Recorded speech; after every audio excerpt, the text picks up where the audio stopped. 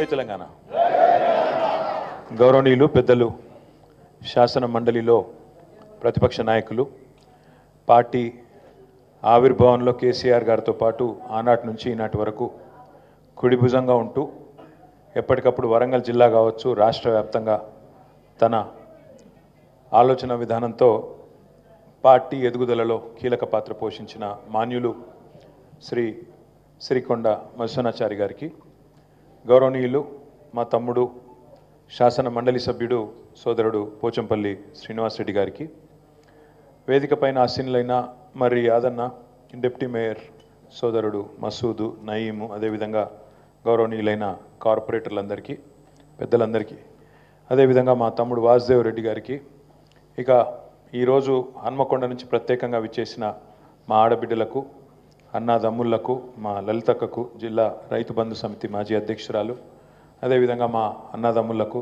పాత్రికేయ మిత్రులకు, ప్రధానంగా ఈరోజు ఇక్కడ ఈ మీటింగ్ జరుగుతుంది అంటే మరి దానికి బాధ్యుడు, పేరులో వినయం, మరొక వైపు భాస్కరుడు, అంటే వినయంతో కూడిన భాస్కరుడు, మీ అందరికీ ఆప్తుడు, కేసీఆర్ గారికి తమ్ముడు, అద్భుతమైన మాస్ లీడర్ అన్న వినయ భాస్కర్ అన్నకు, అదేవిధంగా మీ అందరికీ మళ్ళొక్కసారి నమస్కారం. భాస్కరుడు అని ప్రత్యేకంగా ఎందుకు గుర్తు చేసిన అంటే, భాస్కరుడు అంటే సూర్యుడు. సూర్యుడు కూడా అప్పుడప్పుడు ఆ నల్లటి మబ్బులు వచ్చినప్పుడు కొన్ని రోజులు కనబడడు. ఇప్పుడు కూడా హన్మకొండలో జరుగుతుంది గదే, అంతకు మించి ఏం కాదు. కేవలం తాత్కాలికంగా ఒక 3-4 ఏళ్ళ అవతలలో సంబరపడవచ్చు, కానీ తప్పకుండా మళ్ళీ వినయ భాస్కర్ గారు భవిష్యత్తులో ఉజ్వలంగా రాజకీయంగా ఎదుగుతారన్న విషయంలో నాకైతే ఎట్లాంటి అనుమానం కూడా లేదు. నిజానికి వినయన్న ఎప్పుడో మంత్రి అయ్యేది ఉండే, తప్పకుండా భవిష్యత్తులో అవుతాడు అనే మాట కూడా నేను మీకు విజ్ఞప్తి చేస్తాను. ఎందుకంటే నేను ఆయనను 2006-2007 సంవత్సరం నుంచి దగ్గర నుంచి చూస్తూ ఉన్నాను. కార్పొరేటర్గా ఉన్నప్పటి నుంచి అంచెలంచెలుగా కేసీఆర్ గారు ఆనాడు కరీంనగర్లో పోటీ చేసినప్పుడు ఆయన కరీంనగర్కి వచ్చి కష్టపడ్డ విధానం కానీ, ఆ తర్వాత అంచెలంచెలుగా ఎదుగుతూ ఉద్యమ బిడ్డగా, ఉద్యమకారుడిగా, ప్రణయ భాస్కర్ సోదరుడిగా ఆనాటి నుంచి ఈరోజు వరకు ఏ రకంగా కేసీఆర్ గారు ఒక గీత గీస్తే ఆ గీత దాటకుండా ఎంత అద్భుతంగా పనిచేస్తూ వస్తున్నాడో నేను చూస్తున్న వ్యక్తిగా చెప్తా ఉన్నా. మీరు ఎవ్వరు కూడా బాధపడవలసిన అవసరం లేదు. ఇది తాత్కాలికంగా కొద్ది కాలం పాటు ఆ మబ్బుల వెనుకకు పోయిండు సూర్యుడు తప్ప మళ్ళీ బయటికి వస్తాడు, బరాబర్ మీ అందరికీ అండగా నిలబడతాడు, ఆ విషయంలో అనుమానం లేదు. ఇక రెండవది, మీరందరూ ఇంత దూరం వచ్చినారు. తమ్ముడు వీరేందర్ చాలా బ్రహ్మాండంగా మాట్లాడినాడు, అదేవిధంగా అన్న కృష్ణ గారు తాను కూడా చాలా బాగా మాట్లాడినారు. నేను చెప్పేదల్లా మీకు ఒకే ఒక్క మాట, మనము ఒక సంధి కాలంలో ఉన్నాం. ఎందుకంటే పార్టీ ప్రస్థానం 2001లో ఒక ఉద్యమ పార్టీగా తెలంగాణ ప్రజల ఆకాంక్ష నెరవేరాలి, తెలంగాణ రాష్ట్రం ఏర్పడాలి అనే ఆలోచనతో పుట్టిన పార్టీ టీఆర్ఎస్, మీ అందరికీ తెలుసు.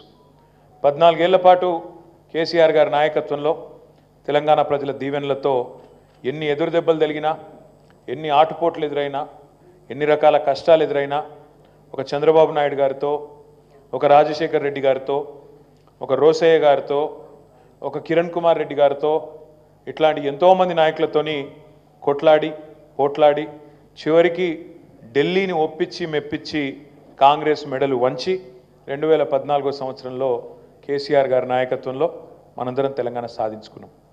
14 ఏళ్ళు ఉద్యమ పార్టీగా, ఆ తర్వాత 10 ఏళ్ళు అధికారంలో ఉండే అధికార పార్టీగా, 24 ఏళ్ళు మనం 2 పాత్రలు పోషించినాం, ఉద్యమ పార్టీగా, అధికార పార్టీగా. ఇప్పుడు పోషిస్తున్న పాత్ర ఏదైతే ఉందో ఇది మనకు కొత్త. ఒక సాధారణ రాజకీయ పార్టీగా, ఒక ఫక్తు రాజకీయ పార్టీగా ప్రతిపక్ష పాత్ర అనేది మనకు కొత్త. అందుకే కృష్ణ గారు చెప్పిన మాట ఏదైతే ఉందో, సుదృఢం చేసుకోవాలి, నిర్మాణం మంచిగా చేసుకోవాలి, గట్టిగా చేసుకోవాలి అని చెప్పినారు. వాస్తవం కూడా అంతే. వారు చెప్పిన దానిలో పూర్తిగా మనందరం కూడా ఏకీభవించాల్సిన అంశాలు ఉన్నాయి. సైన్యం ఇంకా పెంచుకోవాలి. చాలామంది మన పట్ల చూస్తూ ఉన్నారు, మన దిక్కు చూస్తూ ఉన్నారు. ఒక జిల్లా కమిటీలో మనం అనుకుంటే దాదాపు 700-800 మందికి పదవులు ఇచ్చుకోవచ్చు. అనుబంధ సంఘాలు మెయిన్ కమిటీ కలుపుకుంటే ఒక్క జిల్లా కమిటీలో 800 మందికి మనం పదవులు ఇచ్చుకోవచ్చు. తప్పకుండా మీరు చెప్పిన సూచన ఏదైతే ఉందో కృష్ణన్న, ఆ పని తొందరలోనే చేసుకుందాం. ముమ్మాటికి కింది నుంచి మీద దాకా. ఎందుకంటే నేను నిన్నగాక మొన్న మధుసూదనాచారి గారి నేతృత్వంలో మన బృందం ఒకటి ఢిల్లీ పోయేది ఉంటే చెన్నై పోయేది ఉంటే ఆ సందర్భంగా అక్కడ ప్రభుత్వంలో ఉన్న పెద్దలు కొంతమంది మంత్రులు ఎంపీలతో మాట్లాడుతున్నప్పుడు డిఎంకే పార్టీకి సంబంధించిన వాళ్ళని అడిగింటి, అన్న మరి మీ పార్టీ చరిత్ర ఏంది అంటే 76 ఏళ్ళు అయిపోయిందన్న మా పార్టీ పుట్టి అన్నారు. 76 ఏళ్ల నుంచి ఆ పార్టీ తమిళనాడు రాజకీయాలను శాసిస్తూనే ఉంది. అయితే అధికారంలో ఉన్నారు లేదా ప్రతిపక్షంలో ఉన్నారు, కానీ 76 ఏళ్ల నుంచి అప్రతిహతంగా కొనసాగుతూనే ఉన్నారు. మరి మనం కేవలం 24 ఏళ్ల పార్టీ, ఇంకొక 50-100 ఏళ్ళు ఈ పార్టీ దృఢంగా ఉండాలి అంటే నిర్మాణం పటిష్టంగా, పునాది పటిష్టంగా ఉండాల్సిన బాధ్యత మన మీద ఉంది. ఈ శాంతి సమయంలో అంటే తక్షణం కొట్లాడాల్సిన యుద్ధం ఏం లేదు, తక్షణమే కొట్లాడాల్సిన పెద్ద యుద్ధం ఏం లేదు.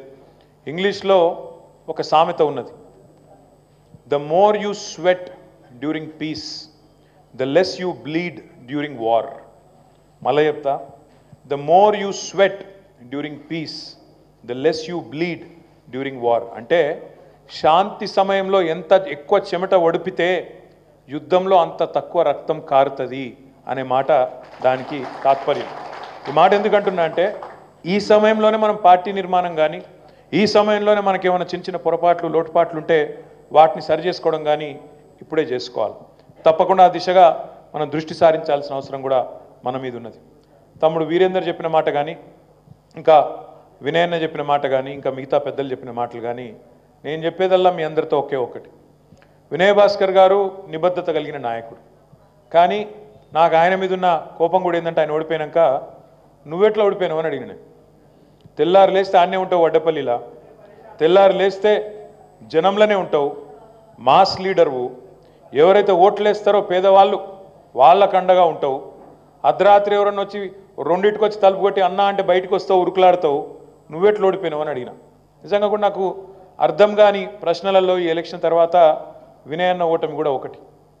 అన్న ఏమన్నాడంటే, తర్వాత అన్న మాత్రమే కాకుండా ఇంక ఇతర పెద్దలతో కూడా మాట్లాడుతుంటే, అన్న 2-3 కారణాలు ఉన్నాయి, చేసింది చెప్పుకోలేకపోయినాం, ఇది వాస్తవం అన్నాడు. నిజం కూడా అది. నాకు 4-5 రోజుల కింద ఒక పిల్లగాడు సోషల్ మీడియాలో ఒక మెసేజ్ పంపించిండు. నేనేదో వరంగల్ గురించి పెడితే ఆ తమ్ముడు పెట్టిన మెసేజ్ నాకు, అన్న తెలంగాణలోనే అతిపెద్ద హాస్పిటల్ మా వరంగల్లో కట్టిరు మీరు 24 అంతస్తులల్లా, చెప్పుకోకపోతిరి. భారతదేశంలోనే అతిపెద్ద టెక్స్టైల్ పార్కు మా వరంగల్లోనే కడితిరి, కాకతీయ మెగా టెక్స్టైల్ పార్క్ అని, దాని గురించి గొప్పగా చెప్పుకోపోతిరి. ఆఖరికి ఇన్ని ఐటీ కంపెనీలు తెస్తిరి, టెక్ మహీంద్రా, జెన్పాక్ లాంటి ఐటీ కంపెనీలు కూడా వరంగల్కి తెస్తిరి, చెప్పుకోకపోతిరి. ఇన్ని పనులు చేసి చెప్పుకోలేదు, అవతలోడేమో మీరు ఏం చేయలేదు అన్నాడు. ఇప్పుడే మా తమ్ముడు సీను చెప్పిండు, ఆ నయీం నగర్ నాలా కానీ ఇంకోటి కానీ 300 కోట్లు పెట్టి ఖర్చు పెట్టి కట్టి మొన్నవాడు మీ ఎమ్మెల్యే అనేటువంటి పూలాభిషేకం చేయించుకోవట్టే, 7 అన్న 9 అన్న తెలియదు, 9 నెలల 9 రూపాయలు దేనోడు ఆయన పూలాభిషేకాలు చేయించుకుంటాడు. జల్దీ ఉడగొట్టిండట, ఈ సిపాయి వచ్చినాకనే అయిపోయిందట, ఈయననే మొదలుపెట్టిండట, ఈయననే అయిపోయిందట, మొత్తం అయిపోయిందట. అట్లా వాడేమో చేయంది చెప్పుకోవటం, మనమేమో చేసింది చెప్పుకోలేదు. మనం చేసి పని చేసి నిబద్ధతతోని జనంలో తిరిగి కిందవాడి మీదవాడి చెప్పుకోలే అంటే దానికి 2 కారణాలు ఉన్నాయి. ఒకటి, కార్యకర్తలు ఏం ఫీల్ అయినరు, 10 ఏళ్లలో నాకేం ఒరిగింది, ప్రజలకు అయింది కానీ నాకేమైనా వచ్చిందా అని కార్యకర్తలు ఫీల్ అయినరు. కొంత నిరాసక్తంగా నిర్లిప్తంగా మీరున్నారు. నాకు ఒక డబుల్ బెడ్రూమ్ ఇల్లు ఇచ్చిరా ప్రత్యేకంగా, అందరికి వచ్చిందా, నాకు వచ్చింది. అందరికి వచ్చిన పెన్షనే వచ్చింది, అందరికి వచ్చిన కళ్యాణ లక్ష్మి వచ్చింది, అందరికి వచ్చిన సీఎంఆర్ఎఫ్ఏ వచ్చింది, అందరికి వచ్చిన రైతు బంధే నాకు పడ్డది తప్ప నాకు ప్రత్యేకంగా ఏమైనా నచ్చిందా, ఆర్థికంగా నాకేమైనా లాభమైందా? మా ఇంటోళ్ళు తిడతాను, ఏమని ఇన్ని రోజులు తిరిగినవి ఏమొచ్చిందా నీకు అని ఇంట్లో తిట్టబట్టి, ఓ పదవి నచ్చిందా, రాకపాయ. ఇది కార్యకర్తల నిరాసక్తత. రెండోది, వినయన్న సోషల్ మీడియాలో కూడా వీక్. సోషల్ మీడియాలో అవతలోడేమో లేని ఉన్నట్టు చూపెడతాడు, అన్ననేమో ఉన్నాయి కూడా చెప్పుకోలేకపోయింది. ఈ 2 కారణాలు. మూడోది, సరే మీ దగ్గర కొంత అక్కడ ఉండే ఉద్యోగులు కానీ మిగతా వర్గాలు, చదువుకున్న వర్గాలు కొంత ఎందుకో కానీ వాళ్ళు కూడా అసంతృప్తికి లోనైనారు. భారతదేశంలోనే అత్యధికంగా జీతాలు పెంచిందే కేసీఆర్ ఉద్యోగులకు. 73% ఉద్యోగస్తులకు 10 ఏళ్లల్లో 73% పెంచిండు జీతం. అయినా వాళ్ళు దూరమైనరు. నిరుద్యోగులు పిల్లలు 1,60,000 ఉద్యోగాలు నింపినాం, ఇంకొక 80,000 ప్రాసెస్లో ఉండే. వాళ్ళకి చెప్పినాం కూడా, లాస్ట్ తనలాడినాం చెప్పేందుకు, అరే తమ్మి ఈ దేశంలో ఇంతకంటే ఎక్కువ ఎవరు ఇయ్యలేదు తమ్మి ప్రభుత్వ ఉద్యోగాలు, 10 ఏళ్లలో ఏదన్నా ఒక ప్రభుత్వం అంటే నేను రాజీనామా చేస్తా మాకంటే ఎక్కువ ఉద్యోగాలు ఇచ్చింది అని కూడా చెప్పిన. కానీ ఎందుకో అవతలోళ్ళ ప్రచారం మాయలో పడిపోయి ఇటు నిరుద్యోగులు దూరమైనరు, అత్యధికంగా జీతాలు ఇచ్చిన మాకు కేవలం మొదటి తారీఖు నాడు మాకు జీతం ఇవ్వలేదని ఉద్యోగులు దూరమైనరు. ఇట్లా రకరకాల కారణాల వల్ల కొన్ని వర్గాలు ఏదైతే మనతో బలంగా ఉండేనో వాళ్ళు దూరమైనరు. అంతే తప్ప మనం చేసిన తప్పులు కానీ, మనం చేసిన ఘాతకాలు కానీ, మనం చేసిన దుర్మార్గాలు కానీ, అరాచకాలు కానీ ఏమీ కూడా లేవు. ఇక వీటి మీదకెళ్ళి మన మీద జరిగిన దుష్ప్రచారం, ఎన్నెన్ని మాటలు, ఎన్నెన్ని రకాల దాడులు మన మీద జరిగినాయో ఒక్కసారి గుర్తు చేసుకోండి. ఎన్ని రకాల బద్నాములు పెట్టినరో ఒక్కసారి గుర్తు చేసుకోండి. వాటిని ప్రజలు నమ్మేటట్టు, ఒక అబద్ధాన్ని 100 సార్లు చెప్తే నమ్ముతారన్నట్టు ఒకటే అబద్ధాన్ని తిప్పి తిప్పి ఆ యూట్యూబ్ గొట్టాలలో చెప్పి నెత్తులు ఖరాబ్ చేసి మొత్తానికి మనోళ్ళకు మన మీద అనుమానం వచ్చేటట్టు మొత్తానికి చేసి పెట్టిండ్రు. అందుకే మొన్న మనం స్వల్ప తేడాతోని ఓటమి పాలైన. సరే, ఇది కూడా ఒక రకంగా మంచిదే. ఎందుకంటే ప్రజలకు కూడా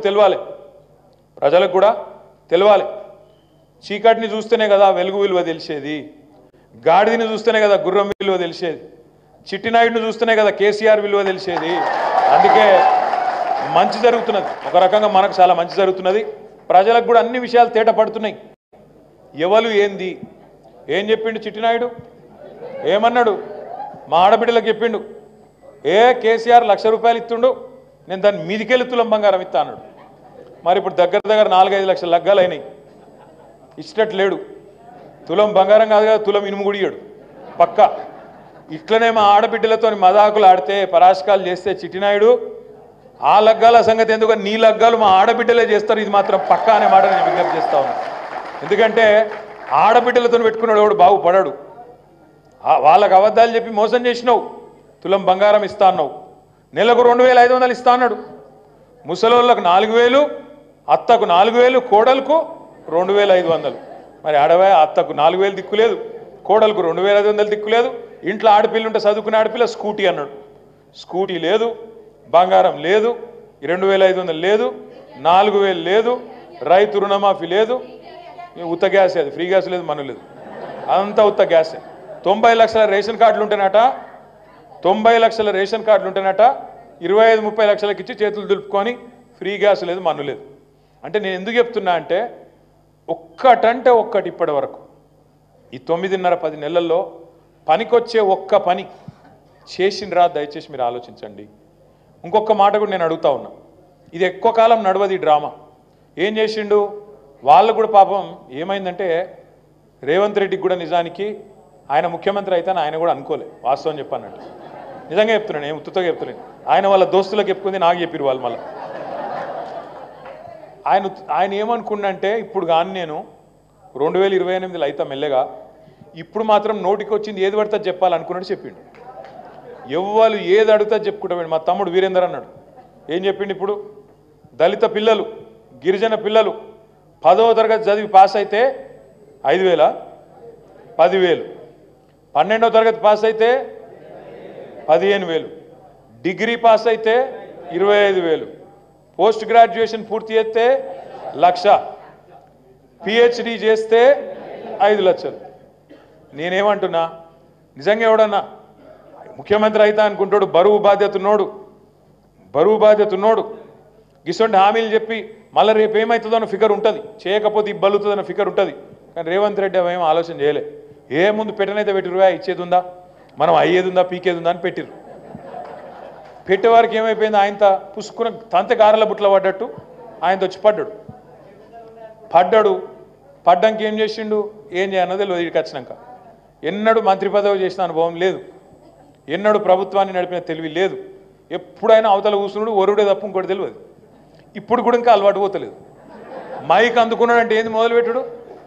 ఇదివరకు ఏం చేస్తుండే, లాగుల తొండలు పంపుతా, ఏంది గుడ్లు వీకి గోటీలు ఆడతా. ఇప్పటికి కూడా గవే దిక్కుమాలిన మాటలు, గవే దిక్కుమాలిన కథలు. ప్రభుత్వాన్ని నడుపుడు అంటే డైలాగులు కొట్టినంత ఈజీ కాదు, పంచ్ డైలాగులు కొట్టినంత ఈజీ కాదు. లాగుల తొండలు దొరబెడతా, గుడ్లు వీకి గోటీలు ఆడతా అని డైలాగులు కొట్టినట్టు ప్రభుత్వం కూడా మాటలతో నడిచిపోతే బాగానే ఉండు, గట్లు ఉండదు. అందుకే ఏం చేసిండు, సెక్రటేరియట్కి వచ్చి రాగానే ఆ ముఖం వేసుకొని ఎక్కిలెక్కిలు నవ్వుకుంటా ఇక్కడ లంకె బిందెలు ఉంటాయనుకొని వచ్చినా లంకె బిందెలు లేవు. ఎవడెత్తుతాడే లంకె బిందెల కోసం? దొంగలు, పచ్చి దొంగలు ఎత్తుకుతారు లంకె బిందెల కోసం అర్ధరాత్రి. గసంట కూడా అయిండు మన ముఖ్యమంత్రి, మన కర్మ. ఏం చేయాలి మరి? ఇవాళ 4 ఏళ్ల పాటు ఇంకొక ఎత్తంతరం లేదు. భరాయించాలి. ఎప్పటికప్పుడు ప్రజల్లో విశ్వాసం నింపాలి. పెద్దలు మధుసూదనాచారి గారు చెప్పినట్టు మళ్ళా కేసీఆర్ను తిరిగి తెచ్చుకోవాలి. అది మన బాధ్యత. రాష్ట్రానికి వీళ్ళ నుంచి విముక్తి కలగాలి.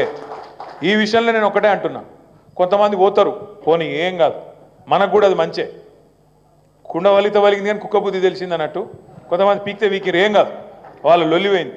అధికారం ఉన్నప్పుడల్లా బెల్లం చుట్టూ ఈగలెక్క తిరిగిన వాళ్ళు, పెద్ద పెద్ద పదవులు చేసిన వాళ్ళు, స్పీకర్ పదవి చేసిన వాళ్ళు, మంత్రి పదవులు చేసిన వాళ్ళు, సిగ్గు లేకుండా ఇవాళ రేవంత్ రెడ్డి చుట్టూ వాళ్ళు ఏమేమి తిట్టిండు వాళ్ళని రేవంత్ రెడ్డి మొత్తం ఉన్నాయి సోషల్ మీడియాలో. దున్నపోతులను తిట్టిండు, అదే దివాంచి బార్ కాడ బీడీలు అమ్ముకుంటూడని తిట్టిండు. అయినా సిగ్గు లేకుండా పోయి వాళ్ళ దగ్గర కాలకాడ ఇవాళ తల వంచుకొని పనిచేస్తూ ఉన్నారు. ఇంకా నీతిమాలిన రాజకీయం ఏంటంటే, సరే మన ఎమ్మెల్యేల ఇండ్ల చుట్టూ తిరిగి కండువాలు కప్పిండు, ఓ 10 మందిని ఎత్తుకపోయిండు. మీకు తెలుసు, నాకు తెలుసు, రాష్ట్రం మొత్తం చూసింది. ఇక ఆ రోజేమో రొమ్ము విరుచుకొని మేము అనుకుంటే సిటికెళ్ళేస్తే మొత్తం ఖాళీ అయిపోతుంది ఆ రోజు తొడలు కొట్టిరు, డైలాగులు కొట్టిరు. కానీ ఏమైంది ఈ మధ్యలో? మన వాళ్ళు కోర్టుకు పోయినరు. కోర్టు ఏం చేసింది? స్పీకర్ గారు నువ్వు తేల్చాలనే వెంటనే వీళ్ళని ఉంచుతావా తీసేస్తావా, మరి చట్టం ప్రకారం అయితే వెంటనే తీసవతల వారేయాలి వీళ్ళను, వెంటనే కడియం శ్రీహరిది, తెల్లం వెంకట్రావుది, అదేవిధంగా దానం నాగేంద్రది వెంటనే రద్దు చేయాలని చెప్పి నిర్ణయం తీసుకోవాలని చెప్పి స్పీకర్ గారికి కోర్టు ఒక ఆర్డర్ ఇచ్చింది. మరి ఏం చేయాలి? వెంటనే ఇక తప్పించుకోవాలి. ఎట్లా తప్పించుకోవాలి? ఎంత సిగ్గులేని మాటలు మాట్లాడుతుండే ఆ మంత్రి శ్రీధర్ బాబు, ఏమైనా ఇజ్జత్మానం ఉన్నాడు మాట్లాడతారా అట్లా? వాళ్ళిద్దరు బీఆర్ఎస్లో కొట్టుకోవట్రి, మాకేం సంబంధం మధ్యలో అని అతి తెలివి మాటలు, అతి తెలివి కథలు పడుతున్నారు. నేను అడుగుతున్నా శ్రీధర్ బాబు గారు, నువ్వు చెప్పింది నిజమే అనుకుందాం ఒక్క నిమిషం. ఈ గాంధీ అంటోడు మా ఎమ్మెల్యేని అనుకో, ఒక్క నిమిషం అనుకుందాం నువ్వు అన్నట్టు. మరి ఆయన ఇంటికి పోయి కండువా కప్పిన దౌర్భాగ్యుడు సన్నాసి ఎవడు? గాంధీ ఇంటికి పోయి కాంగ్రెస్ కండువా కప్పిన సన్నాసి ఎవడు? నీ ముఖ్యమంత్రి కాదా? చిట్టినాయుడు కాదా? మరి ఇక నీ లెక్క ప్రకారం, నీ లాజిక్ ప్రకారం ఆడు మావాడే ఈడు మావాడే అంటే మరి మీ వాడు ఎందుకు పోయి కండువా కప్పిండు? ఇట్లాంటి ప్రశ్నలు అడిగితే మా వినయ్ అన్న మరి తెలిసి అన్నాడో తెలియకన్నాడో కానీ ఎలక్షన్ వస్తే అన్నాడు. ఏది? గన్పూర్లో వచ్చుడు కాదు, బరాబర్ వస్తుంది. ఆయన ఓడగొట్టి తీరాలే, బరాబర్ వస్తుంది, ఎవడు ఆపలేడు. 10 ఎలక్షన్లు వస్తాయి. అందుకే నిన్న శేర్లింగంపల్లి మీటింగ్ పెట్టుకున్నాం. నేను ఆల్రెడీ డాక్టర్ రాజయ్య గారికి చెప్పిన, డాక్టర్ రాజయ్య గారే మన క్యాండిడేట్ అని ఇప్పటికే కేసీఆర్ గారు కూడా అనౌన్స్ చేస్తున్నాడు. డాక్టర్ తాటికొండ రాజయ్య గారు తప్పకుండా రాజన్న గెలుపు కోసం నేను కూడా ఒక 4-5 రోజులు వచ్చి మీ హన్మకొండలో ఉండి శాయశక్తులం మీతో పాటు కలిసి పనిచేస్తా అనే మాట కూడా నేను విజ్ఞప్తి చేస్తా ఉన్నా. ఎందుకంటే మన బాధ్యత, మనల్ని మోసం చేసిన వాళ్ళకు తప్పకుండా ప్రజల నుంచే మళ్ళీ గుణపాఠం చెప్పవలసిన బాధ్యత మన మీద ఉన్నది, మనందరి మీద ఉన్నది. ఆ పని కూడా చేద్దాం. ఇంకొక మాట కూడా నేను కోరుతా ఉన్నా, మనం ఏందో ఆగమాగమై ఎగిరితపడి కింద మీద అవసరం లేదు. మా తమ్ముడు అన్నాడు కొత్త పైసలు ఇస్తలేడు, 15,000, 20,000, 25,000, 30,000, 1,00,000, 5 లక్షలు ఇస్తా అన్నాడు దళిత పిల్లలకు, ఇస్తలేడు. రిజర్వేషన్లు పెంచుతాడు. అట్లా ఒక్కటి కాదు, అంబేద్కర్ అభయ హస్తం అన్నాడు. కేసీఆర్ ఏందా ఇచ్చేది 10 లక్షలు, నేను 12 లక్షలు ఇస్తా అన్నాడు. 12 లక్షలు కాదు తమ్మి, ఇది వరకు మనం మొదటి విడత ఇచ్చిన వాళ్ళకు 2వ విడత చెక్కులు కూడా క్లియర్ చేస్తలేడు. మనము 7,000 మంది పిల్లలకు బాబాసాహెబ్ అంబేద్కర్ గారి పేరు మీద, మహాత్మా జ్యోతిబా ఫూలే పేరు మీద, మౌలానా అబుల్ కలాం ఆజాద్ పేరు మీద మనం స్కాలర్షిప్లు పెట్టి విదేశీ విద్య కోసం 20 లక్షల రూపాయల చొప్పున 7,000 మంది పిల్లల్ని మన ప్రభుత్వంలో బయటికి పంపించినాం. వాళ్ళకు కొంతమందికి మొదటి కిస్తీ మనం ఇచ్చినాం, మొదటి ఇన్స్టాల్మెంట్ 10 లక్షలు ఇచ్చినాం, 2వ ఇన్స్టాల్మెంట్ కూడా ఈయన ఇస్తలేడు. నాకు మెసేజ్లు వస్తున్నాయి, జర్మనీకి వెళ్ళి ఇంగ్లాండ్కి వెళ్ళి, అన్నా జర మా గురించి మాట్లాడు, అన్నా మాకు ఈ 10 లక్షలు కూడా ఇస్తలేడు, మీరు మీ ప్రభుత్వం ఉన్నప్పుడు మొదటిసారి పడ్డది, ఇప్పుడు పడతలేవు, జర మమ్మల్ని మా గురించి మాట్లాడుండ్రి, మా గురించి లొల్లు పెట్టుండ్రి అని చెప్పి ఆ పిల్లలు కూడా మొత్తుకుంటా ఉన్నారు.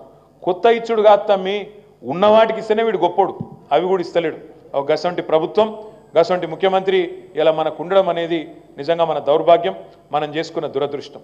ఇదే ముఖ్యమంత్రి ఇదే పార్టీ కదా ఆనాడు చెప్పిర్రు ఎల్ఆర్ఎస్ అనే స్కీమ్ మనం తెస్తే ఆ రోజు వీళ్ళే డైలాగులు కొట్టిర్రు, నో ఎల్ఆర్ఎస్ నో టీఆర్ఎస్. ఇది ఆ రోజు వీళ్ళు కొట్టిన డైలాగ్. మేము వస్తున్నాం కాంగ్రెస్ రాగానే ఫ్రీగా చేస్తాం మొత్తం అన్నారు. ఇలా సిగ్గు లేకుండా, నీతి లేకుండా, నిజాయితీ లేకుండా ఇచ్చిన మాటను తుంగలో దొక్కి రాష్ట్ర వ్యాప్తంగా ఎల్ఆర్ఎస్ మేళాలు పెట్టి, మనం ఈ వరంగల్ కార్పొరేషన్లో కూడా ఎల్ఆర్ఎస్ మేళాలు పెట్టి ఇవాళ పేదలను, మధ్యతరగతి ప్రజలను, దిగువ మధ్యతరగతి ప్రజలను, పేదవాళ్ళను పీడించుకొని జలగల్లాగా వాళ్ళ నుంచి రక్తం పీల్చే ప్రయత్నం చేస్తూ ఉన్నారు. అంటే ఇచ్చిన ఒక్క మాట ఒక్కటంటే ఒక్కటి కూడా నిలుపుకునే ముఖం కాదు వీళ్ళది. వచ్చిన కాడికెళ్ళి ఒకటే పనులు ఉన్నారు వీళ్ళు బిజీగా. 10 ఏళ్ళు అధికారంలో లేరు కదా, ఆవురు అంటున్నారు. ఇవాళ చిట్టినాయుడు ఒక దిక్కు, వాళ్ళ అన్నదమ్ములు ఇంకో దిక్కు, మంత్రులు ఒక దిక్కు, ఎక్కడోడక్కడ దోపిడిలో పడ్డారు. భయంకరమైన దోపిడి అంటే మామూలు దోపిడి కాదు. ముఖ్యమంత్రి అమెరికా పోతే ముఖ్యమంత్రి తమ్ముడు జగదీష్ రెడ్డి అని ఆయన ముఖ్యమంత్రితోని ఒప్పందం కుదుర్చుకుంటాడు. ఏంటిది? నేను తెలంగాణలో 1000 కోట్ల పెట్టుబడి పెడతా అని ముఖ్యమంత్రి గారితోని, ముఖ్యమంత్రి సోదరుడు స్వచ్ఛ బయో అనే కంపెనీ నేను పెడతా అని 1000 కోట్ల పెట్టుబడట. అక్కడ ఆయన ఒప్పందం కుదుర్చుకుంటాడు. ఏడికెళ్ళి వచ్చినాయి సడన్గా 1000 కోట్లు? ఇదివరకు నేను ఎప్పుడన్నా విదేశానికి పెట్టుబడుల కోసం పోతే ఇదే రేవంత్ రెడ్డి, ఇదే ఉత్తమ్ కుమార్ రెడ్డి మాట్లాడేది అన్నాడు, వీళ్ళు ఇక్కడ సంపాదించిన దొంగ పైసలు ఆడికెళ్ళి మళ్ళీ పెట్టుబడుల రూపంలో తీసుకొస్తున్నారు, వీళ్ళ అక్రమ సంపాదనను వీడికి మలుపుకుంటున్నారు అని చెప్పి అడ్డగోలుగా మాట్లాడేది. ఇలా నేను అడుగుతున్నా రేవంత్ రెడ్డి, ఇదివరకు లేని 1000 కోట్లు నీ అన్నగానికి సడన్గా ఏడికెళ్ళి వచ్చినాయి? ఏడికేళ్ళు సంపాదించి 1000 కోట్లు తెలంగాణలో పెట్టుబడి పెడతా అని ముందుకొస్తున్నాడు. ఇది గమనిస్తలేమనుకుంటున్నావా? నీ బావమరిది సృజన్ రెడ్డి 2 కోట్ల ఆదాయం ఉన్న కంపెనీ, అది 2 కోట్ల లాభం ఉన్న కంపెనీ. ఆ కంపెనీకి 1137 కోట్ల అమృత్ అంటే కేంద్ర ప్రభుత్వ స్కీమ్, మున్సిపాలిటీలల్లో మంచి ఇల్లు, మురికి నీళ్ళ వ్యవస్థను సరిగ్గా చేసేందుకు కేంద్ర ప్రభుత్వం ఇచ్చిన నిధులు 8,888 కోట్ల మొత్తం టెండర్లు పిలిచి అందులో నీ బామ్మర్దికి 1137 కోట్లు ఇచ్చి ఇవాళ 2 కోట్ల లాభం ఉన్న కంపెనీ పోయిన సంవత్సరం ఆ కంపెనీ అట 1000 కోట్ల పనిచేస్తుందట. ఇట్లా నడుస్తున్నది ఇవాళ తెలంగాణలో. స్వైర విహారం, ముఖ్యమంత్రి కుటుంబ సభ్యులు ఇవాళ స్వైర విహారం చేస్తూ ఉన్నారు. అందుకే నేను అనేది, మనం టెన్షన్ పడే అవసరం లేదు. ఇప్పటికే ప్రజలు, మీరు చూస్తున్నారు సోషల్ మీడియాలో ప్రజలు మొత్తుకుంటున్నారు, అన్నా కేసీఆర్ అన్నా ఎక్కడున్నావు, నువ్వు రావాలే, మాకు అండగా నిలబడాలనే మాట ఇవాళ వినబడుతున్నది. ఎక్కువ రోజులు లేదు, రైతులు మరలబడే రోజు ఎక్కువ దూరం లేదు. పచ్చి మోసం చేసిండు రైతులను. 2 లక్షల రుణమాఫీ అన్నాడు. ఇవాళ ముఖ్యమంత్రి సొంతూరులో అయ్యిందా లేదా అని చెప్పి 2 మహిళా జర్నలిస్టులు కొండారెడ్డి పల్లికి పోతే వాళ్ళ మీద దాడి చేయించి, మహిళలను కూడా చూడకుండా సిగ్గు లేకుండా వాళ్ళ మీద కాంగ్రెస్ గుండాలతో దాడి చేయించిన దౌర్భాగ్యపు ముఖ్యమంత్రి రేవంత్ రెడ్డి. ఏం దాస్తున్నావు? గంత భయం ఎందుకు నీకు? నిజంగానే 2 లక్షల రుణమాఫీ నువ్వు చెప్పినట్టు చేస్తుంటే నీ సొంతూరి కోతమంటే భయం ఏంది? నీ కొడంగల్ కోతమంటే భయం ఎందుకు? దాని మీద సమాధానం చెప్పడు. అదేవిధంగా నిన్నగాక మొన్న మన డాక్టర్ రాజయ్య గారు, డాక్టర్ ఆనంద్, డాక్టర్ సంజయ్, మన ముగ్గురు నాయకులు అసలు గాంధీ హాస్పిటల్ ఏమైతుంది, ఎంజిఎంలు ఏమైతుంది, ప్రభుత్వ ఆసుపత్రులు ఏమైతున్నది, ఎందుకు మందుల కొరత, ఎందుకు పిల్లలు చచ్చిపోతాన్రు, ఎందుకు బాలింతలు చచ్చిపోతాన్రు విషయం తెలుసుకుందామని మనోళ్ళు పోతే గేట్ కాడనే ఆయన అరెస్ట్ చేసి తీసుకొని పోయినరు. అందులో ఏం తప్పు జరగకపోతే భయం ఎందుకు నీకు? ఏం కాపాడుతున్నావు? ఎవలను కాపాడుతున్నావు? ఎవలను కాపాడే ప్రయత్నం చేస్తున్నావు? ఎందుకు సమాచారాన్ని దాస్తున్నావు?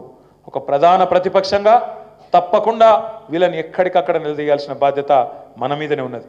నేను పెద్దలు మధుసూనాచారి గారిని, శ్రీనివాస్ రెడ్డి గారిని, అదేవిధంగా అన్న వినయ్ అన్నను, ఈ కార్యక్రమంలో పాలు పంచుకుంటున్న మా తమ్ముళ్లను, మా అక్కలను, మా చెల్లెలను, మా అన్నలను అందరినీ కోరుతా ఉన్నాం. మీరందరూ మనందరం కూడా చేయాల్సింది ఒకటే ఒక్క పని. మనము 100 కోట్ల రూపాయల అభివృద్ధికి, 1000 కోట్ల రూపాయల అభివృద్ధికి గత 10 ఏళ్లలో మీ హన్మకొండకు, వరంగల్ ఈస్ట్కు డబ్బులు శాంక్షన్ చేసినాం. ఇలా వీళ్ళు వచ్చినాక ఒక్కొక్కటి రద్దు చేసుకుంటూ పోతా ఉన్నారు. ఎక్కడ ఏ జీవో రద్దయితే ఆ డివిజన్ వాళ్ళు, ఆ వార్డు వాళ్ళు, ఆ సర్కిల్ వాళ్ళు అక్కడనే కూర్చోవాలి, ధర్నా పెట్టాలి. ఇవాళ మనం వచ్చినాక మనం ఉన్న నాళ్ళు ఆ ఎంజిఎం హాస్పిటల్ మొత్తం తెలంగాణలోనే అతిపెద్ద హాస్పిటల్ వరంగల్లో, హాస్పిటల్ శరవేగంగా పరుగులు పెట్టింది. కానీ మనం దిగిపోయిన కాడికెళ్ళి ఎక్కడేసిన గొంగలు అక్కడనేనట్టు అట్లే ఉన్నది. ఒక ధర్నా ప్లాన్ చేయండి. మీరు అరే వరంగల్ ఈస్ట్ నాయకులు అందరూ కలిసి ఎంజీఎం పనులను వేగవంతం చేయాలి. లేకపోతే మంత్రులను తిరగనీయం వరంగల్లా అనే స్థితి తీసుకొస్తేనే దెబ్బకు దయ్యం దిగుతుంది, పేదలకు న్యాయం జరుగుతుంది. లేకపోతే వీళ్ళు ఇష్టం ఉన్నట్టు వీళ్ళ అరాచకాలు ఇట్లే కొనసాగుతూ ఉంటాయి. నేను చూసిన ఇవాళ మీ మంత్రి గారి స్టేట్మెంట్, వరంగల్ను ఐటీ హబ్బు చేస్తాం. మీరు గబ్బు చేయకపోతే చాలు. మీరు హబ్బు చేసేంత తెలివి మీకు లేదు. మీరు గబ్బు చేయకపోతే చాలు. ఉన్న కంపెనీలు వీక్తున్నాయి ఆడికెళ్ళంటే దాన్ని పట్టించుకునేవాడు లేదు. కానీ టెక్ మహీంద్రా పోయింది, మిగతా వాళ్ళు పోయేటట్టున్నారు. గది చూసే ముఖం లేదు. కానీ హబ్బు చేస్తారట వీళ్ళకు ఏం చూసి రావాలి? వీళ్ళని చూసి చిట్టినాయుడిని చూసి రావన్నా తెలంగాణకు వస్తాడా ఎవడన్నా? ఆయన 2 మాటలు మాట్లాడమన్నారు చూస్తాను. ఏం కూడా ఎందుకు రావాలో తెలంగాణకు ఏమి తెలియదు. ఏదో ఇక మళ్ళీ గట్టిగా తంతె గారెల బుట్టలు పడ్డట్టు వచ్చి పడ్డరు. తెలంగాణ మీద ప్రేమ లేదు, మను లేదు, సంపాదన మీద తప్ప ఇంకో యావల్ లేదు. ఒక్క వర్గానికి ఫలానా వర్గానికి మేము మంచి చేసినాం అని చెప్పే పరిస్థితి ఉన్నదా? మహిళలకు చేసినామని చెప్తారా? రైతులకు చేసినామని చెప్తారా? లేదా పెద్ద మనుషులు ఏమన్నారు? పెద్ద మనుషుల గురించి కేసీఆర్ 2000 ఇస్తాడు, మేము 4000 ఇస్తాం. కేసీఆర్ అవ్వకో తాతకో ఇస్తుండు, మేము ఇద్దరికి ఇస్తాం. ప్రభుత్వ ఉద్యోగులు ఉంటే వాళ్ళ తల్లిదండ్రులకు కూడా ఇస్తాం చెప్పిరా లేదా? వచ్చినాయి ఎక్కడన్నా? మరి తప్పకుండా వాళ్ళందరినీ తీసుకొని బయలుదేరుదాం. మనం కూడా ఆ పేదవాళ్ళ తరపున, ఆ పెద్దవాళ్ళ తరపున, ఎవరైతే పెద్ద మనుషులు ఉన్నారో వాళ్ళ తరపున తప్పకుండా కొట్లాడదాం. ఒక్కొక్కటిగా ఉన్నాయి చాలా కొట్లాడాల్సిన అంశాలు. ఇప్పుడు బీసీ డిక్లరేషన్లో చెప్పినారు. ఏం చెప్పినరు? 6 నెలల్లో సమగ్ర కులగణన చేస్తాం, 42% రిజర్వేషన్ అమలు చేస్తాం, బీసీ సబ్ ప్లాన్ తీసుకొస్తాం, బీసీలకు సంవత్సరానికి 20,000 కోట్ల చొప్పున 1,00,000 కోట్లు ఖర్చు పెడతామన్నారు. 1,00,000 కోట్లు కాదు కదా, ఇప్పటివరకు 1,00,000 రూపాయలు ఇయ్యలే. ఇది వాస్తవం. మొన్న బడ్జెట్లో 20,000 కోట్లు అని చెప్పి 8,000 కోట్లు పెట్టినరు. అది కూడా ఎన్ని పైసలు ఖర్చు పెడతారో ఎన్ని ఎత్తగొడతారో తెలియదు. అందుకే మనం ఎక్కడికక్కడ ఒక షాడో గవర్నమెంట్ మాదిరిగా ఎట్లయితే మొన్న బీసీలకు సంబంధించి మసునాచారి గారి నేతృత్వంలో ఒక బృందం తమిళనాడు బయలుదేరి అక్కడ రిజర్వేషన్లు ఎట్లా అమలవుతున్నాయి, అక్కడ ఎట్లా చేస్తున్నారు, ఇక్కడ ఎందుకు చేయవు అని నిలదీయడానికి 6 నెలలు అన్నావు, మరి సంవత్సరం అవుతుంది ఎందుకు చేస్తలేవు అని అడగడానికి ఒక బృందం. అదేవిధంగా 6 గ్యారంటీల అమలు మీద ఇంకా కొన్ని బృందాలు వేసుకుందాం. 100 రోజుల్లో చేస్తా అన్నావు, మరి సంవత్సరం అయింది ఎందుకు చేస్తలేవు అని నిలదీయడానికి మరొకటి. అదేవిధంగా తమ్ముడు చెప్పినట్టు చేవెళ్లలో ఎస్సీ ఎస్టీ డిక్లరేషన్ చేసిండ్రు, హైదరాబాద్లో మైనారిటీ డిక్లరేషన్ చేసిండ్రు, వరంగల్లో రైతు డిక్లరేషన్ అన్నారు, ఇంకొకడ యువత డిక్లరేషన్ అన్నారు, ఇంకొకడ విద్యార్థి డిక్లరేషన్ అన్నారు. ప్రతి దాని మీద ఒక బృందాన్ని నియమిస్తాం. తప్పకుండా ఆ బృందం ఒక షాడో గవర్నమెంట్ మాదిరిగా ఈ ప్రభుత్వంలో జరుగుతున్న అరాచకాలని, వాళ్ళు మాట తప్పుతున్న వైనాన్ని ఎప్పటికప్పుడు ప్రజల దృష్టికి తీసుకురావడానికి, వాళ్ళని ఎండగట్టడానికి, వాళ్ళ మీద ఒత్తిడి పెంచడానికి ఒక ప్రెషర్ గ్రూప్ మాదిరిగా తప్పకుండా వ్యవహారం చేస్తుంది. మైనారిటీ సోదరులకు కూడా చాలా మాటలు ఇచ్చిండ్రు, చాలా పెద్ద మాటలు చెప్పిండ్రు. ఒక్కటంటే ఒక్కటి కూడా ఇప్పటివరకు అమలు చేయలేదు. కనీసం ఒక మైనారిటీ మంత్రి కూడా లేడు ఇలా క్యాబినెట్లో. కాబట్టి తప్పకుండా వాళ్ళ తరపున కూడా మనమే గొంతు విప్పాలే, పార్టీగానే ప్రధాన ప్రతిపక్షంగా కొట్లాడాలి. ఇక మీకు తెలుసు ఇంకొక పార్టీ ఉన్నది, పేరుకే ఉన్నారు వాళ్ళు, బీజేపీ పేరుకే ఉన్నారు తప్ప ఈ 9 నెలల రేవంత్ రెడ్డిని పల్లెత్తు మాట అనకుండా, ఒక్క మాట కూడా మనను కూడా అననీయకుండా ఒక రక్షణ కవచం లాగా రేవంత్ రెడ్డికి అండగా నిలబడ్డది ఎవడి అంటే ఈ బీజేపీ వాళ్ళని నిలబడ్డారు. మీరు చూడండి ఒక్కసారి. రాహుల్ గాంధీ ఏమో అక్కడ చెప్తాడు, ఏం చెప్తాడు? గుజరాత్ మోడల్ బేకార్ హై అంటాడు. ఇక్కడ రేవంత్ రెడ్డి ఏమంటాడు? నై గుజరాత్ మోడల్ షాందార్ హై, హమ్ భీ ఉసీ రాస్తే చలేంగే. రాహుల్ గాంధీ అక్కడ అంటాడు అదానీ చోర్ హై అంటాడు, అదానీ ఫ్రాడ్ హై అంటాడు. ఇక్కడ రేవంత్ రెడ్డి ఏమంటాడు? అదానీ ఫ్రాడ్ నహీ హై, అదానీ హమారా ఫ్రెండ్ హై. ఆయన అంటాడు రాహుల్ గాంధీ చౌకీదార్ చోర్ హై అంటాడు. ఈయనేమంటాడు? చౌకీదార్ హమారే బడే బాయ్ హై. మరి బడే బాయ్ ఛోటే బాయ్ మంచిగా సెట్టింగ్ అయినట్టుంది. అందుకే నేను నిన్న బయట పెట్టినా, అరే నువ్వు ముఖ్యమంత్రివి, నీ కింద మున్సిపల్ శాఖ ఉంటుంది, నీ ముఖ్యమంత్రిగా నువ్వు ఉండంగా నీ మున్సిపల్ శాఖల అర్హత లేని నీ బామ్మర్దికి 2 కోట్ల రూపాయల లాభం ఉండే కంపెనీకి 1137 కోట్ల వరకు, అది కూడా కేంద్ర ప్రభుత్వ నిధులలో ఎట్లిచ్చినావు, దీని మీద చర్య తీసుకోవాలి, కేంద్ర ప్రభుత్వం స్పందించాలని కోరిన. కోరితే ఘనత వహించిన కేంద్ర మంత్రులు కిషన్ రెడ్డి గారు ఇప్పటి వరకు కనీసం నోరిప్పుతలేడు. బండి సంజయ్ గారు నోరిప్పి గబ్బు గబ్బు మాటలు. మీరు ఉత్తరం రాయండి. ఎవరట? నేను కాదు, రాష్ట్ర ప్రభుత్వం ఉత్తరం రాయనట రేవంత్ రెడ్డి. ఏది? నా శాఖల దొంగతనం జరిగింది, జర పట్టుకొని నేను ఉత్తరం రాస్తే ఈ సిపాయి అట కమిటీ ఎత్తారట.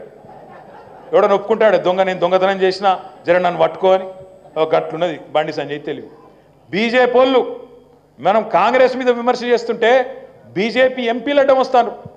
మొన్ననే వచ్చిరు వాళ్ళు 9 నెలల, మీరెందుకు ఆగమవుతాను అని చెప్పి కాంగ్రెస్కు రక్షణ కవచంలా కుసుమ, కాంగ్రెస్కు రక్షణ కవచంలాగా ఇవాళ బీజేపీ నాయకులే అండగా నిలబడతా ఉన్నారు.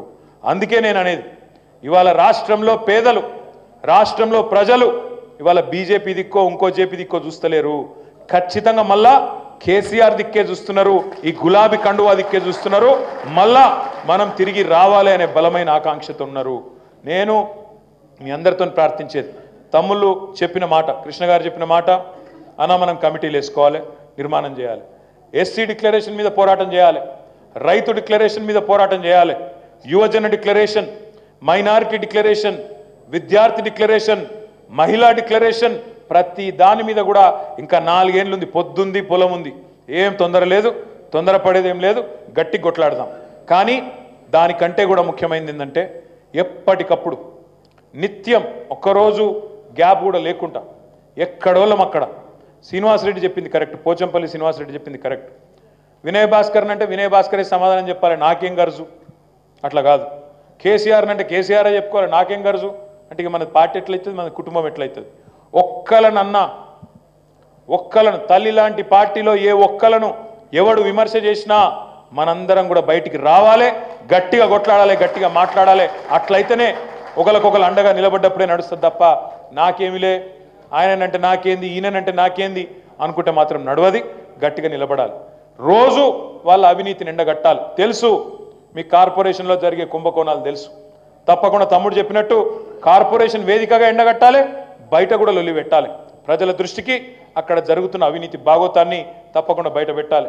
మీ వరంగల్లో భూ కుంభకోణాలు కూడా మళ్ళీ బాగా జరుగుతాయి ఇప్పుడు, ఎందుకంటే అక్కడ ఉన్న వాళ్ళు అసంటోళ్ళు ఇప్పుడు నాయకులు, ప్రభుత్వంలో ఉన్నవాళ్ళు, పెద్దలు, వాళ్ళు ఎవరో మీకు తెలుసు, నాకు తెలుసు.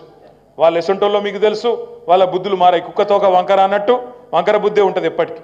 కాబట్టి తప్పకుండా అక్కడ జరిగే అవినీతి కుంభకోణాలు, భూదందాలు ఎక్కడికక్కడ అడ్డుకోవాల్సిన బాధ్యత మన పార్టీ మీదనే ఉన్నది, మన మీదనే ఉన్నదనే మాట కూడా నేను మీకు విజ్ఞప్తి చేస్తా ఉన్నా. ఎక్కడైనా సరే అడ్డంగా పోదాం, తప్పకుండా పేదవాళ్ళకు అండగా నిలబడదాం. హైడ్రా పేరిట ఇక్కడ జరుగుతున్న హైడ్రామాలు మీరు చూస్తున్నారు, అది రేపు వరంగల్లో కూడా మోపవుతుంది, ఇంకొకడ కూడా మోపవుతుంది.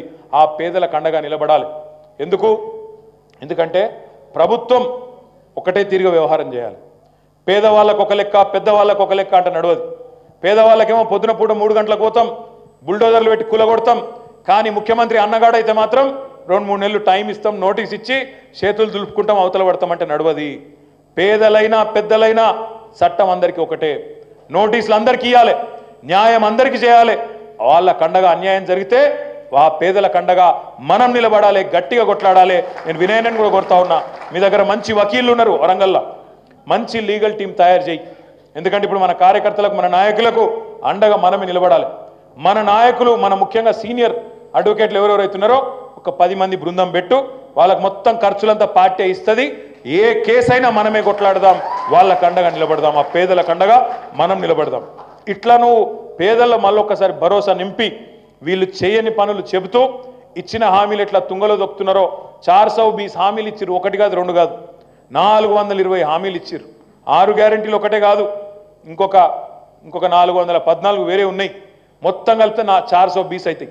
ఆ 420 హామీలు, అడ్డగోలు హామీలు, అడ్డగోలు మాటలు ఏవేవైతే ఇచ్చిండ్రో వాటి విషయంలో ఎప్పటికప్పుడు ఎండగడుతూ మీరు నెల నెల మీటింగ్ పెట్టుకుంటా అన్నారు. ఆ మీటింగ్కు దయచేసి ఒక ఎజెండా పెట్టుకోండి. ఆ ఎజెండాలో ఒక అంశం తీసుకోండి. 10-12 పెట్టుకుంటే నడవదు, ఒకటే ఎత్తుకోవాలి. నెలకు ఒక్కటి తీసుకోరు, ఎక్కువ తక్కద్దు. దాని మీద ధర్నాలు చేస్తారా, దాని మీద దరఖాస్తులు ఇస్తారా, దాని మీద ఏదైనా వినూత్నమైన నిరసన ప్రదర్శనలు చేస్తారా, దాని మీద అధికార యంత్రాంగం మీద ఒత్తిడి చేస్తారా, అట్లా పెట్టండి తప్ప మొక్కుబడి మీటింగ్లతో వేస్ట్. మొక్కుబడికి ఏదో నెలకొకసారి పెట్టుకున్నామా అంటే పెట్టుకున్నాం, హాజరు వేయించుకున్నామా అంటే వేయించుకున్నాం, అట్లా కాదు. నెలకు ఒక టాపిక్ తీసుకోండి. ఒకసారి ఎస్సీ డిక్లరేషన్, ఒకసారి బీసీ డిక్లరేషన్, ఓసారి మైనారిటీలను చేస్తున్న మోసం, ఇట్లా వరుసగా, ఎందుకంటే ఇంకా 4 ఏళ్ళు ఉంది, 48 నెలలు ఉంది, 48 మీటింగ్లు పెట్టాలి నువ్వు. 48 మీటింగుల్లో ప్రతి మీటింగ్లో ఒక ఎజెండా ఎత్తుకోండి. ఒకసారి ఆటో డ్రైవర్ల సమస్యలు, ఒకసారి ఇంకొక సమస్యలు, పార్టీగా 6 నెలల రోజుల పాటు అదే అంశం మీద స్థిరంగా కొట్లాడదాం. ఈస్ట్తో కూడా సమన్వయం చేసుకోండి. అర్బన్లా అప్పుడప్పుడు మమ్మల్ని పిలవండి, నన్ను, మసూనాచారి గారిని, హైదరాబాద్లో ఉండే ఇంకా ఇతర పెద్దల్ని, ఇంకా ఇతర జిల్లాల నుంచి కూడా పెద్దల్ని పిలుచుకోండి. టాపిక్ బట్టి వ్యవసాయం అనుకోండి, రైతులకు సంబంధించిన సబ్జెక్ట్ అనుకోండి, ఆ రంగంలో నిష్ణాతులను పిలుచుకోండి. అదేవిధంగా బలహీన వర్గాల సమస్యలు అనుకుంటే ఆ రంగానికి సంబంధించిన, మనకు అందరు ఉన్నారు, మనకు లేనోళ్ళు ఎవరు లేరు. అన్ని వర్గాలకు, అన్ని కులాలకు, అన్ని మతాలకు సంబంధించిన నాయకులు, మంచి నిష్ణాతులు, ఐడియా ఉన్నోళ్ళు, అవగాహన ఉన్నోళ్ళు అందరు ఉన్నారు. కాబట్టి వాళ్ళ ఆధ్వర్యంలో మీటింగులు చేసుకుందాం. పార్టీ నిర్మాణం మీరు చెప్పింది వాస్తవం.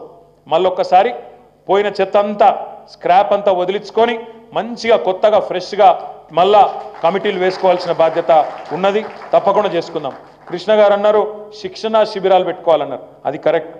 ఎందుకంటే మనది మనమే చెప్పుకోకపోతే, మనం ఏం చేసినామో చెప్పుకోకపోతే, ఏం చేస్తున్నామో చెప్పుకోకపోతే, అవతల వాడు ఎంత మోసం చేస్తున్నాడో మన వాళ్ళకు విడమర్చి చెప్పుకోకపోతే ప్రజలకు ఎట్లా చెప్తామన్నది పాయింట్. ఇంకొక మాట కూడా నేను చెప్పాలి, గతంలో జరిగిన తప్పులు, గతంలో జరిగిన పొరపాట్లు జరగకుండా చూసుకోవాల్సిన బాధ్యత కూడా మన మీద ఉంది. మళ్ళీ అధికారంలోకి వస్తే, మళ్ళీ అధికారంలోకి వచ్చిన తర్వాత ఈసారి కార్యకర్తల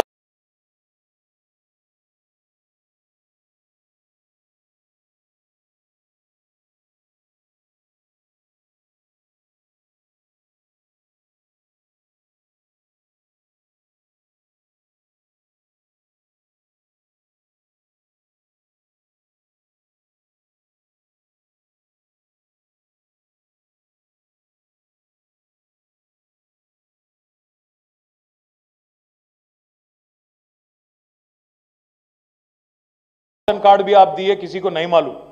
6.5 लाख राशन कार्ड हम लोग दिए 9.5 सालों में।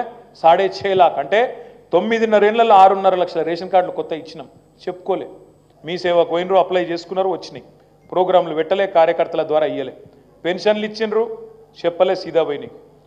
అన్ని సీదా పోయినాయి అన్న అని చెప్పుకుంటా ఆ తమ్ముడు ఒక మాట అన్నాడు, అన్న నేను ఓట్లకు పోతా, ఓట్లకు పోయినప్పుడు అవు నాకు ఆడికెళ్ళి వచ్చింది హైదరాబాద్, నువ్వేమిచ్చినావు, అసలు నువ్వెవరు, నాకు డైరెక్ట్ వచ్చింది, ఆటోమేటిక్ వచ్చింది, కానూన్ ప్రకారం వచ్చింది, చట్టం ప్రకారం వచ్చింది. ఇష్టం లేనివాడేమో అట్లా మాట్లాడతాడన్నా, ఇష్టం ఉన్నోడేమో కేసీఆర్ ఇచ్చిండు చేస్తా అంటాడు, కానీ మధ్యలో నాకెక్కడ విలువ ఉందన్న అన్నాడు. ఇంకొక మాట అన్నాడు గమ్మత్తుగా, ఆయన చెప్పిన మాట నాకు అట్లా మనసులో ఉండిపోయింది.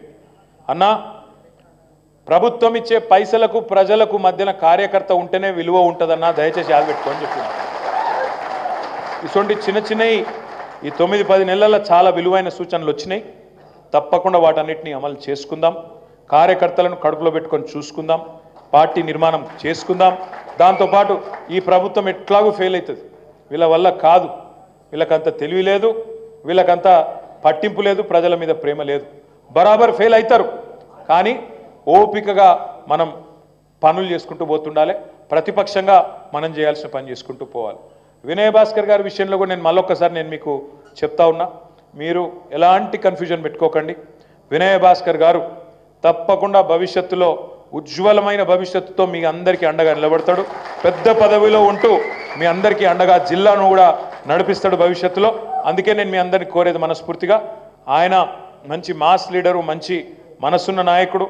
అట్లాంటి నాయకుడిని మీరు మరింత, ఆయన కొద్దిగా నీరసపడ్డ ఓటమితోని మీరు శక్తిని ఉదాలే, మీరు చెప్పాలన్నా ఏం కాదు, మేమందరం ఉన్నాం నీకు అని చెప్పి ధైర్యం నింపి, నాయకుల్లో కూడా స్థైర్యం నింపి ముందుకు నడపాలని మనస్ఫూర్తిగా కోరుకుంటూ, భవిష్యత్తులో మీరు ఇక్కడ దాకా వచ్చే అవసరం లేకుండా, నెక్స్ట్ టైం ఇట్లాంటి ఇబ్బంది పెట్టకుండా మమ్మల్ని అక్కడికి పిలవాలని చెప్పి కూడా వినయాన్ని కోరుతూ, పేరు పేరున మీ అందరికీ మళ్ళొకసారి నమస్కారాలు తెలియజేస్తూ, జై తెలంగాణ. Thank you.